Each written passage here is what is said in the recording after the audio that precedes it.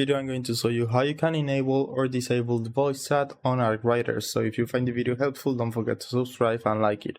So you just need to open the game and go to the settings at the bottom right. Now once you are here, you need to go to audio and scroll down to the bottom. So right here you should find different voice chat settings.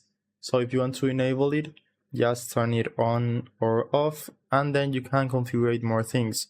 So for example, you can configure the input device, you can see the microphone that works for you, then the output device as well. So if you can't hear anything, you should consider switching between the different devices. Then we also have the party voice chat, so we can set it as push to talk, open microphone, or toggle to talk. This is only for your party. Then we also have the proximity voice chat. We can configure the same thing than on the party voice chat, and those are the configurations we have on ArcWriter for the voice chat. So that's it. I hope it was helpful and thanks for watching.